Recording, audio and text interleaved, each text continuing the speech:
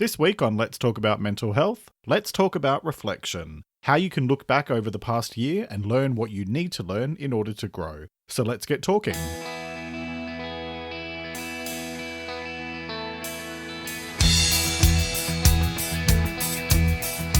This is Let's Talk About Mental Health, a weekly podcast about mental health and well-being, hosted by Jeremy Godwin.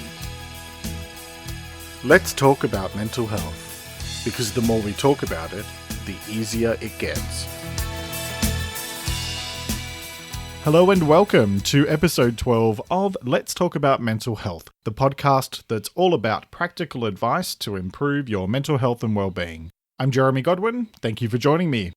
Today's episode is Let's Talk About Reflection, and this episode is going out on Monday the 23rd of December 2019. So whether you listen to it that day or a couple of weeks afterwards or whatever, this is actually a really great time of year where people sort of naturally start reflecting on what's happened over the course of the last year and where they're heading towards in the new year.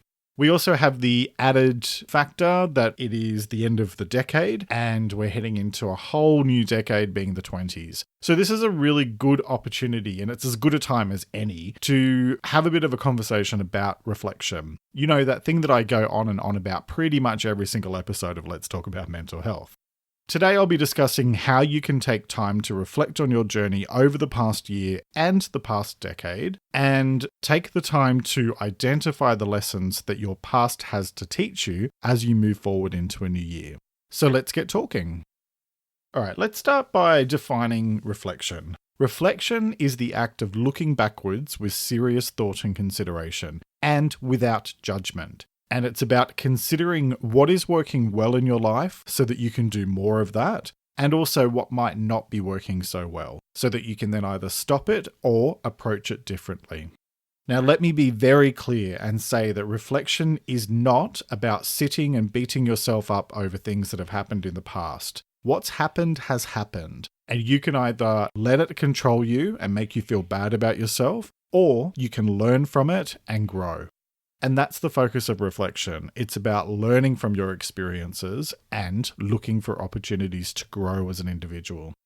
So even though the word reflection might sound like it's about focusing on the past, it's actually about focusing on the present. In other words, it's about looking at where you are today and what has brought you to this point and place in time, so that you can then plan for the future, and more importantly, so that you can actively create the future that you want. Even though it might sound like it involves dwelling on the past, it really doesn't. The focus is on learning from the past. I think that it's important to remember that you can't live in the past, nor should you. The past has already happened, and you live here in the present. So for the sake of good mental health and well-being, your focus should be on living in the present, because living in the past is unhealthy. Now, that doesn't mean that we ignore the past, though, because that's unhealthy as well. Good mental health and well-being involves acknowledging and learning from our past, the good, the bad, and the ugly.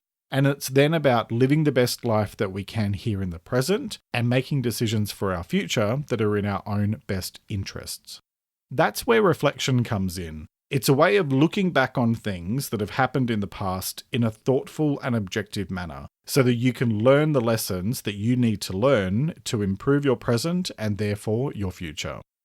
For those of you in the Northern Hemisphere, this time of year actually makes a lot of sense as a perfect time for reflection, because it's cold and the days are short. So while you're waiting for the arrival of spring and all of the rebirth that it brings, this is a perfect time of year to reflect and really think through where you're at and where you're heading.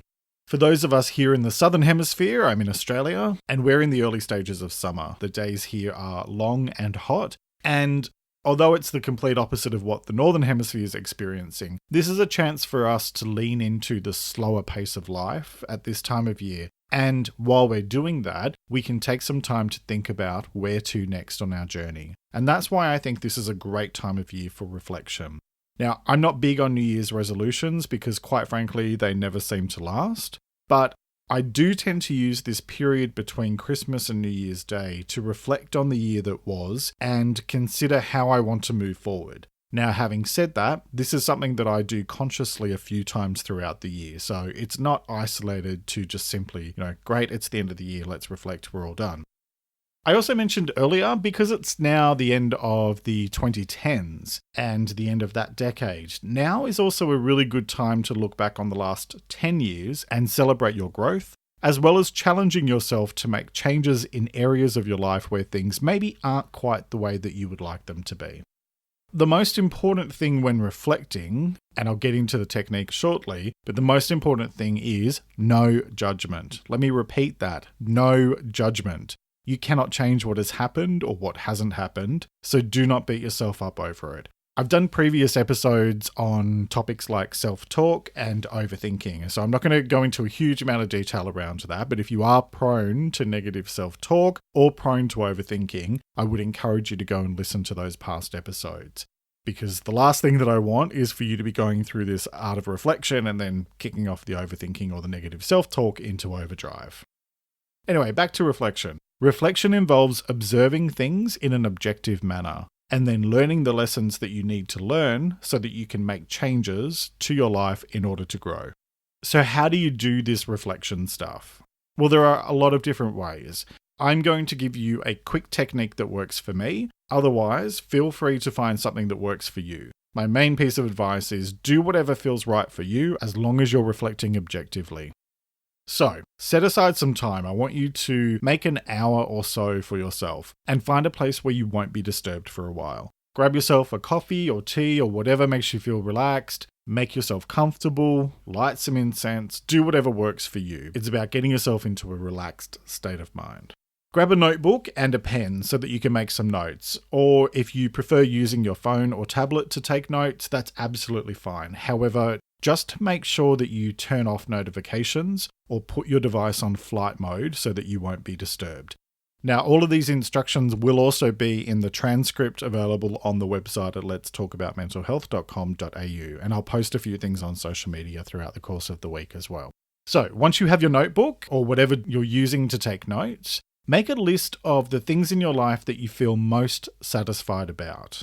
So brainstorm them, and if you're not familiar with brainstorming, that simply means get them down onto paper without filtering them. The thing with brainstorming is to remember that there are no right or wrong ideas, so just get them all out. Do that for a few minutes, or as long as it feels right for you. And then once you're done with that, now make a list of the things in your life that you feel dissatisfied with. Now, my advice for you here is not just to go until you run out of steam. What I suggest that you do when you're making a list around things that you feel dissatisfied with is set yourself a timer for just 1 minute or 2 minutes maximum and only use that time to do this. Why do I say that? The reason why is because if you're prone to negative self-talk or anxiety or depression, whatever, you could wind up spending hours focusing on negative things and end up feeling just crappy afterwards. Keep it super short and focus on the big ticket things, not just the little day-to-day stuff that has already started fading from memory or will probably fade from memory in a day or two. Don't process any of the items that you're putting onto the list. Keep it short, sharp, and just simply get them down onto the list. You have a maximum 1 to 2 minutes to do this, so you just want to get them down without really thinking about it. Okay, once you've done that, first, take your dissatisfied list and look at each item for no more than 30 seconds. Let me be very clear about that. No more than 30 seconds. I'll explain why in a moment. Look at each item and ask yourself this question. What can I do about it? You only have 3 options. Your options are accept it and move on. That's option 1. Option 2, change it if it's within your control. And option 3 is let it go. That's it. There are no other options. Sorry about it. Now, when I say change it if it's within your control, I mean if it's something that you can directly control. In other words, your own thoughts, feelings, and actions. I have said it in previous episodes. You cannot control another person. You can certainly attempt to influence them, but you have 0 direct control over what they think, say, and do. So don't waste your time even trying. Now that might be hard to deal with, especially when it's a loved one like a partner or a close family member. But the reality is, nobody can control another person no matter how hard they might try. So bear that in mind. So just to recap, your 3 choices. Number 1, accept it and move on. Number 2, change it if it's within your control. And number 3, let it go. The reason why I only want you spending 30 seconds on each item is, to be blunt, I don't want you dwelling on them. I want you to follow your gut instinct, and really, if you're down to 3 options and you've only got 30 seconds to make a decision on which of those 3 options you'll apply, you're probably going to be more inclined to tap into the heart of what you're really feeling and what your gut instinct is telling you to do about that situation. If you spend too much time on it, you get into that dwelling territory, you start overthinking things. That is unhealthy, and that is not what the purpose of reflection is.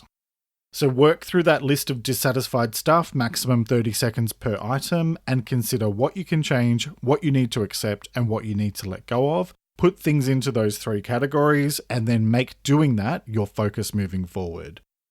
That might sound really simplistic, but you've got 3 lists of things that you can then work on over the next weeks, months, years, however long it takes. I'm not saying that because you put it on that list, that's it, it's magically done, but that is what your focus will be, is working on achieving, letting go, accepting, or changing.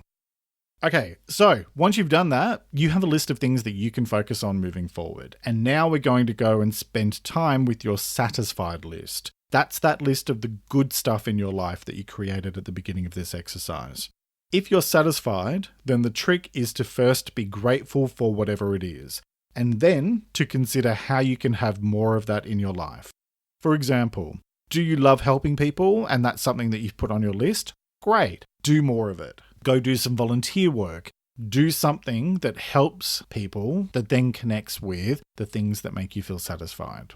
So it's about challenging yourself to identify what it is that you're satisfied with and how do you get more of that good stuff into your life, because you can do that. Satisfaction with our life rarely just happens. It takes some effort, and it involves us choosing not to take things for granted. So one of the big things that I do in terms of satisfaction is around processing things, dealing with things while they're still molehills before they become mountains, if you know that expression. I deal with things while they're small and try to avoid them getting out of control. I am not perfect at it, let's be very clear. I've got some messed up family stuff going on, and, I've got some avoidance behaviors when it comes to dealing with the more complicated family stuff, but that's a story for another day. In terms of focusing on things that you can do to be more satisfied as an outcome of this reflection exercise that I'm talking about, you can actually look at different ways to approach your day-to-day mindset. I choose to start each day with a positive mindset, and a simple way that you can do that is with daily gratitude practice. It's not just a random new age thing that's been thrown out. In the entire field of positive psychology, it's actually been demonstrated time and time again that gratitude practice has a direct, tangible effect on mental health and well-being. And the reason why is because when you focus on the good, you then become more inclined to look for the good in situations. So I have a reminder on my phone every morning, 6:30 a.m, to do a daily gratitude list, and I stick to it. I note down 5 things that I'm grateful for, and I take a few moments with each to really feel the gratitude. And then each night as I go to sleep, I spend a few minutes reflecting on the highlights of my day, and that's just an exercise that I do in my head. So when you're reflecting, it's about choosing to think about what's good in your life and actively looking for the good, especially when you're having a tough time. So by all means, reflect on the not great stuff, but balance it with what is great in your life, because I would wager that there will be at least one thing in your life that is great. You might have to look hard for it sometimes, but it is there. Reflection is an opportunity to process stuff from your past, the good, the bad, and the ugly. And it's about processing it here in the present so that you can either accept it, change it, or let it go and move into your future with optimism, hope, and a renewed sense of purpose. Now, what about after you've done the reflection exercise that I've just talked you through? Well, then it's time for you to work through what you want to work through. You can create the life that you want by addressing the things that make you feel dissatisfied, so by either accepting them, changing them, or letting them go, as well as actively doing more of the things that make you feel satisfied. As always, I believe that as long as it doesn't harm anyone, including yourself, you should just go for it. You only live once, and life is way too short to waste it on feeling shitty about things or not pursuing what makes you feel satisfied and happy. If there are specific areas that you want to work on in more detail in terms of developing yourself, I've probably got a podcast episode in my back catalogue that can help you with that. Mistakes, if you want to work on getting past mistakes that you've made, listen to or read my episode on that, which is episode 2, for advice on how to work through mistakes in detail. Are you triggered with overthinking? Oh look, I have an episode on that too. Funny that, episode number 4.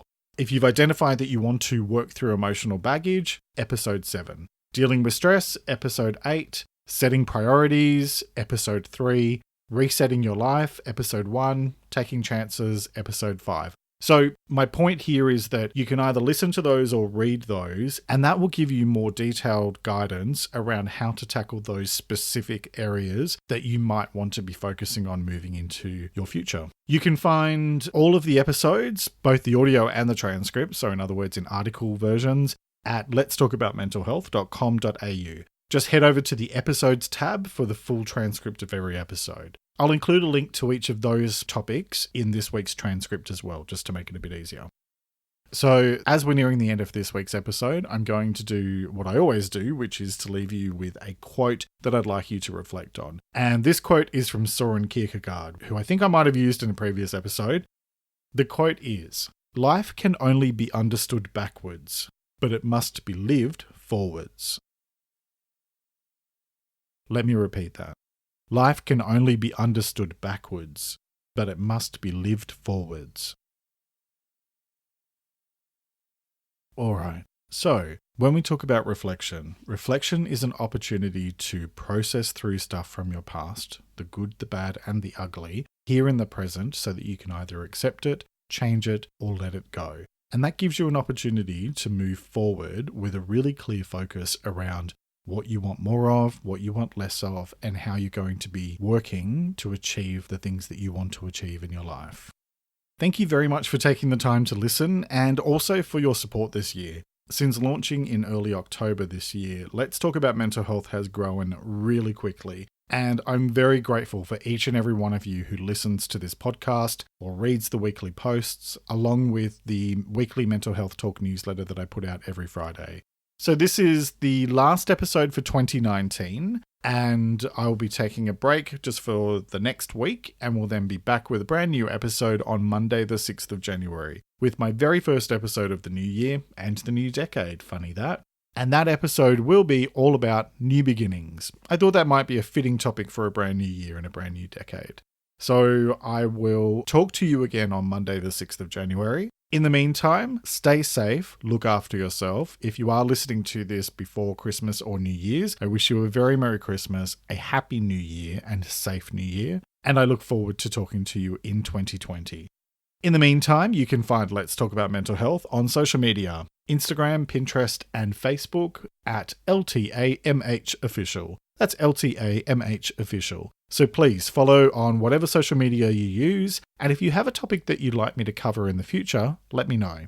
Also, you can find more content plus old episodes on the website at letstalkaboutmentalhealth.com.au. That's letstalkaboutmentalhealth.com.au. Finally, if you liked this podcast, please take a moment to leave a 5-star review on your preferred platform, like Apple Podcasts, because that helps it to move up the rankings so that other people can find it too. Stay safe over the New Year's period and take care.